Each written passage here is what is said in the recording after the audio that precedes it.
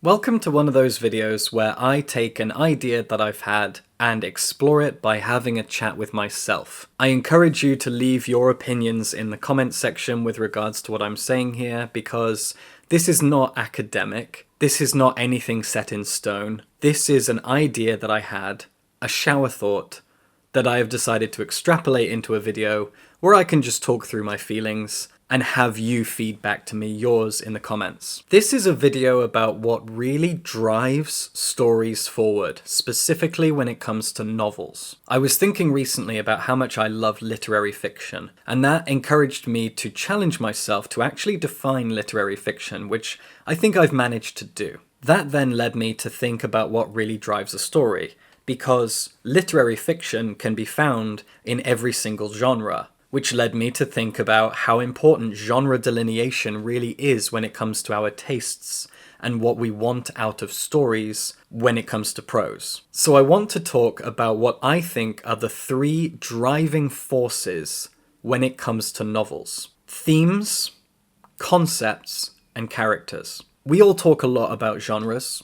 We all have our favorite genres, whether they be romance, fantasy, science fiction, horror. And then you have things that are very poorly and loosely described, like commercial fiction and literary fiction. I don't think that genres mean as much as we think that they do, and I say that as someone who enjoys all genres of fiction, every single one. Although I don't read a lot of romance novels, I love it when novels have a romantic element to them. But I really think we put too much stock in genre and setting. Instead, what we need to talk about are themes, concepts, and characters, because those things can be applied to all genres and all settings. There is a certain rigidity when it comes to setting in particular when we talk about genres. A horror novel, for example, really should be set in our world to make it more relatable. Supernatural forces can be included, but there should be human beings, not elves and dwarves. People we can relate to and empathize with and fear for. We expect fantasy books to be set in a sort of medieval-ish world where there is no modern technology, no electricity, and we expect big sweeping vistas, journeys across oceans or over mountains. And readers so often talk about particular settings and genres that they like, but I think that's because certain genres emphasize one of the three driving forces of novels: themes, concepts, and characters.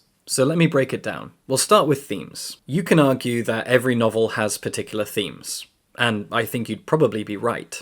But themes can take a backseat or a front seat when it comes to fiction. And going back to my attempt to define literary fiction, I think literary fiction is defined by how important the themes are. A literary novel can appear in any capacity, any genre, any setting, but the themes are what's really important here.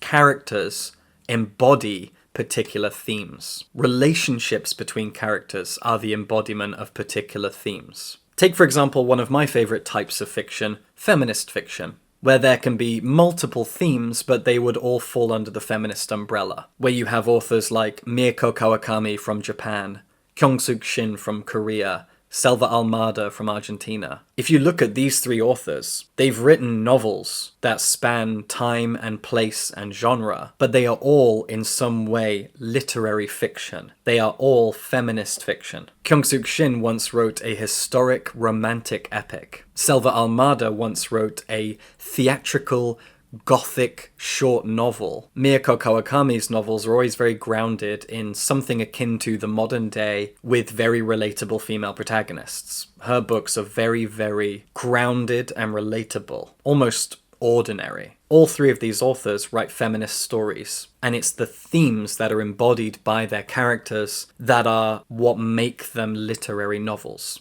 Selva Almada's characters are usually men who represent the darkest aspects of patriarchy and masculinity. Her men are walking archetypes of particular aspects of those things. And she can change the setting, she can change the genre, she can change the types of people in her stories, but ultimately it is the themes that the characters and the events represent. It's what you walk away from the novel thinking about, having internalized. And the same goes for the other novelists that I've mentioned. And another wonderful, prime, perfect example of all of this is my best boy, Kazuo Ishiguro. Kazuo Ishiguro has written a novel in almost every genre. He's written a fantasy epic, he's written 2 sci-fi novels, he's written 2 historical novels, and he's written a long, existentialist, surrealist fever dream. He's done it all, but ultimately, his books are literary fiction because they focus on theme. Every one of his protagonists is a theme. That's what they represent. If you take Stevens from The Remains of the Day, this man represents specific themes. The themes of traditionalism, of historic Christian conservative Britain, of the fear of progress, of regret, of rigidity, of servitude. These are all themes that are bound up in the character of Stevens and are explored throughout that novel. Never Let Me Go is one of the most heart-wrenchingly beautiful novels I've ever read, a novel that really doesn't fail to make people cry. But again, it's about the themes. The characters in that novel which make you cry are embodiments of theme. The theme of agency, of love, of learning, of support and confidence in one another, and again of regret. Regret is a big aspect to what Ishiguro writes. There is regret in almost every one of his novels as a big, loud theme. Then we have concepts. Concepts are ideas, and a classic example of this is Neil Gaiman. Neil Gaiman was one of my favourite authors growing up, and I still love what he does. And I think this applies to genres an awful lot. You have to consider the concept when writing a piece of genre fiction. So if you look at Neil Gaiman and we look at his masterpiece, American Gods, you've got a fantasy epic set in the modern day, a road trip across modern day United States. The concept is, what if gods? What if the gods of the old world, European, Norse, Greek, Roman gods, and African gods, made their way to the US as the US was being populated by Europeans and growing as a new country? What if those old gods had to come face to face with the new gods of things that we worship today? Things like internet and TV and microwaves. That's the concept. And then look at his first novel, Neverwhere. The concept is, what if there is a secret magical London underneath the London that so many people live in? A magic hidden world beneath. And he got the idea from the classic phrase that they say on the tube, mind the gap. What happens if you don't mind the gap? What happens if you slip through that gap? Where do you go? Neil Gaiman is an author of concepts. It doesn't matter what genre or setting he is using to tell his stories. It's the concepts. His novels can be set in magical worlds, in space, in the modern day, in different countries. It doesn't matter. It's the concept that you're there for. You buy and read a Neil Gaiman book for the concept. And that goes for so many authors, especially within genres like fantasy, science fiction, and horror. Stephen King writes horror, but there's always a concept for each novel that you're focusing on. It's the concepts that drive us. It's the concepts that inspire the authors. There are themes. There are always themes to explore, but you are being driven as a writer and a reader by the concept of the novel. This means that genres and settings take a back seat. They're not so important. And then there are authors that are driven by characters. And I think characters, again, applies to specific genres and settings.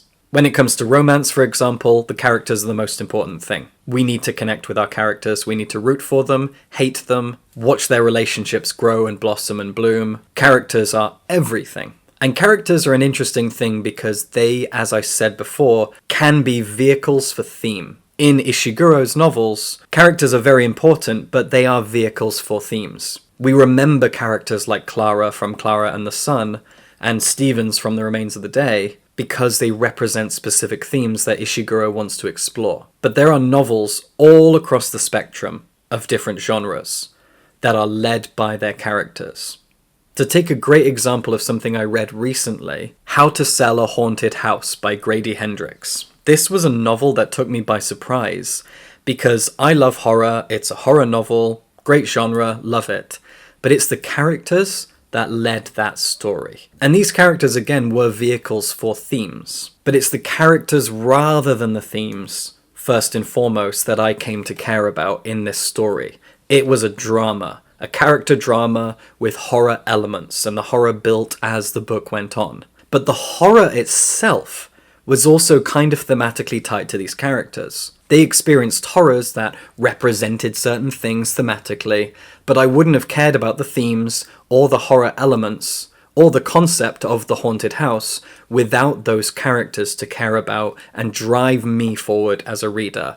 The characters drove the novel. And I would have cared about these characters without the horror elements. I cared about the drama. And I do think that this is where the lines kind of blur between theme and character. Because a novel can be driven by concept alone, even when characters are boring. And again, Neil Gaiman's a good example. His characters are never interesting or memorable people. It's the concepts that you care about. And that often applies to things like science fiction and fantasy. You'll have a sci-fi novel with a fascinating concept. I don't care about the characters are there to just push the narrative forward. You care about the concept. A crazy idea about time travel or meeting aliens from a different race. Characters, not so important. But characters and themes do overlap. And I think that that's maybe where my whole idea here, my shower thought, kind of unravels a little bit, because characters will always represent certain themes. That's why we bond with them. When we describe a character's personality, we're actually often describing the themes of the novel. So I haven't quite worked out the kinks of this one, but I'm just going to remind you, the point of this video was for me to have a chat with myself about this concept. The idea that what drives novels is themes, concepts, and characters. So let me know in the comments what you think about what I've just rambled on about for a while. Give me some good conversation, and subscribe for books.